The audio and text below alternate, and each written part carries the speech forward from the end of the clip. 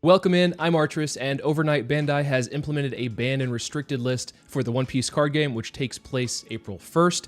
These events don't usually happen very often, and so when they do, they're very important for the metagame. So, of course, I wasn't going to stay up until 4 a.m. to find out what it was, so I just woke up, brewed myself a cup of coffee, and am seeing this for the first time. There's been a lot of speculation built up as to what will be on this list. Personally, I should expect to see something like the 5-cost Borsalino and Quasar event pair banned. I would expect something like maybe a restriction on putting, maybe only one in a deck, and I could see the 8-cost Newgate event also being banned outright. But before we get into this, if you're new to the channel, please make sure to hit that sub button and give the video a thumbs up. It helps out the channel so much. Thank you all for the support. Additionally, if you'd like to talk about the One Piece card game outside of the YouTube comments, make sure to join the Discord. The link for that is in the description below. All right, so all of this goes into effect April 1st. It says, we, the development team of the One Piece card game, consider as the main policy for game designing that the players and fans can enjoy numerous decks built around their leader card. Throughout the year, we continuously monitor the game environment to ensure strategic diversity is maintained, always considering whether revisions to the banned restricted card list is necessary. We contemplate implementing banned and restricted cards considering multiple aspects of certain decks such as the winning rate, the results of several competitions, the usage rate, how much the deck has been in one competition, the comprehensive influence to the future of the game environment, which I think is probably one of the most impactful things that they look at, and if a certain deck will inhibit the play of various leaders. For that reason, we also consider removing certain cards from the banned and restricted list, considering changes to the game environment, and if we can ensure the players and fans will be fully able to enjoy the game once again. With that being said, maybe we'll see a Jinbe unbanned. That'd be pretty sweet. Typically, we plan to announce revisions to the list once after the conclusion of the Championship Season 1 in Japan and once after the World Championship. However, if we estimate that a certain card is going to prevent us from providing an enjoyable environment, we will add banned restricted cards without waiting for the end of a championship season. With that being said, let's get into the first card that we have here. Banned cards. Wow. Okay, so off the bat, Charlotte Pudding, the 4-cost, is going to be completely banned outright, not included in any deck, which is rather unfortunate because I do think that this card is rather important for a lot of the metagame. Decks such as Ace will start to hoard cards. I think this actually does a lot of good for Ace because of the fact that now Ace can comfortably build up a huge hand size and not have to worry about playing around Pudding. Of course, that tool is removed from Ace altogether. Let's see the reason why. This card has been included in various decks that include blue as an effective option against the decks that keep a large number of cards in hand. However, we have determined that it significantly undermines the mind games based on hand size, which is the appeal of the One Piece card game. As such, we've decided to designate this as a banned card.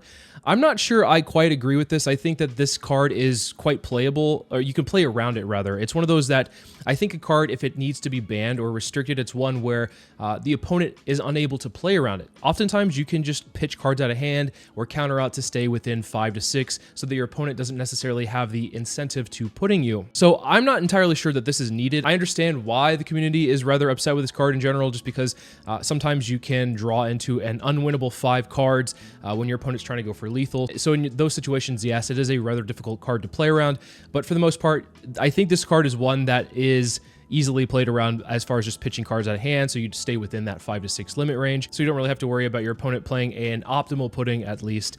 But I will say that this card has definitely won me games, so I understand. But yeah, I don't think this card necessarily needs to be banned, but I can understand where they're coming from. Unbanned.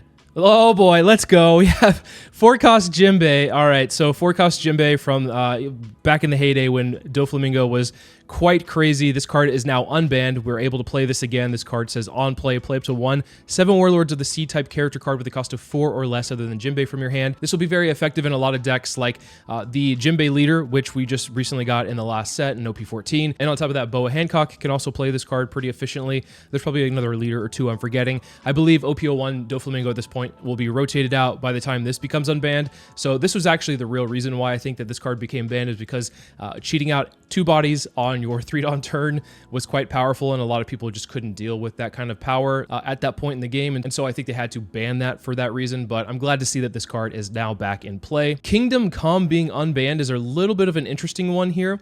It says a main KO up to one of your opponent's characters, then trash the top of your life cards until you have 1 life card. The trigger is KO up to one of your opponent's characters, the cost of equal to or less than the total of you and your opponent's life cards. This was a great tool in Enel, and honestly, I think Enel really benefits from this being unbanned, because there will be decks that you go against that have 9 to 10 cost characters that are going to be very difficult to deal with, and I think Enel will be able to at least handle those a lot easier with this card.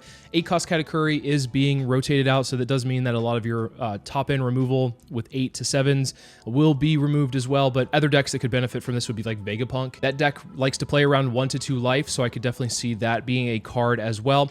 We could also possibly see this be popular in the new Sky Island Luffy, but we'll have to see how that plays out. Great Eruption is not one that I had on my list for cards to be unbanned, but I do really like this card in general. Being able to draw a card and then give an opponent's character -2 cost is pretty important, and I think black decks, their identity has slowly started to change over time, where removal isn't really necessarily a tool that they're trying to play around. Usually they're playing a lot more graveyard recursion. Great Eruption is not one that I had on my list for things to be unbanned, but I do really like this card. It is a great cantrip. Just being able to draw one at worst for only 1 Dawn is pretty nice. Give up to one of your opponent's characters -2 cost during the turn. We haven't really seen a lot of heavy removal based decks as of late.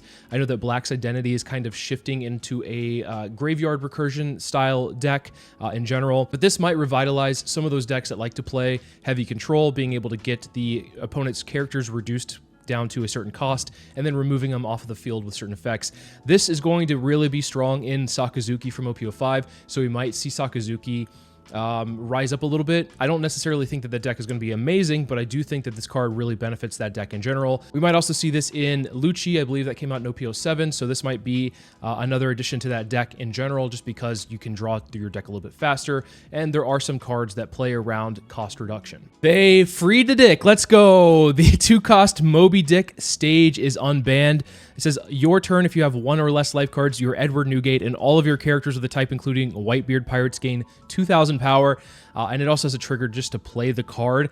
I am incredibly happy that this card is unbanned. You actually could play this in a lot of different Whitebeard Pirate style decks, including the red-blue ace. Maybe instead of pudding, you could put in some Moby Dicks instead. You don't have to have your leader be plus 2,000, but all of your characters could be, and that is a very strong push for those decks. Enies Lobby is being unbanned. It's a 2-cost stage from all the way back in OP03. It says, activate main, you may rest this stage if your leader's type includes the CP. Give up to one of your opponent's characters -2 cost during this turn, and another stage that has trigger play this card.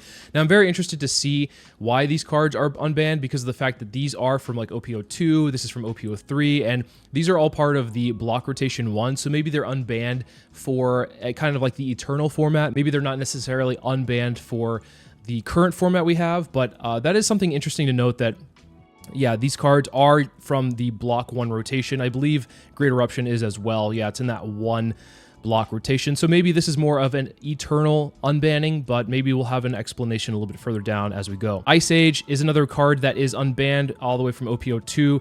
This one is a little bit more of a surprise here because of the fact that it does hit quite a tall character for the most part. It's a 1 cost, give up to one of your opponent's characters -5 cost during this turn.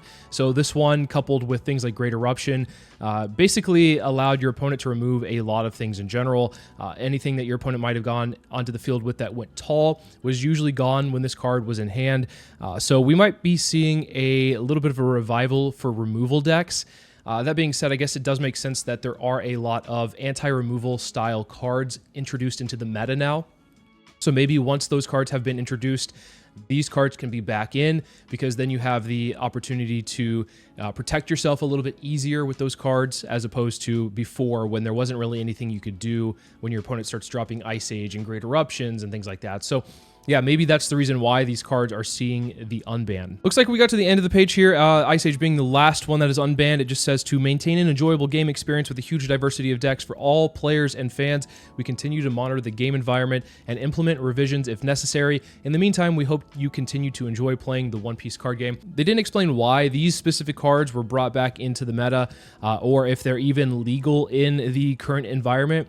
I would assume that they're probably not, because of the fact that they are a block 1 rotation. So these are probably more so an eternal unbanning, but I do hope that these are going to be, most specifically, I hope Moby Dick is able to be played in the current environment. I hope that they allow this to be in the set rotation that we're going to be currently going into. April 1st, I think, is when the next rotation hits. So yeah, hopefully these stick around. This is a very interesting unbanning. They have to have some kind of reason for this. I'm very surprised surprised that we did not see more things added to the ban list in general. Having pudding be the only card that has been hit by the ban feels a little strange. I would, like I said at the beginning of the video, would have expected this to maybe be a restricted, only to 1 copy in the deck.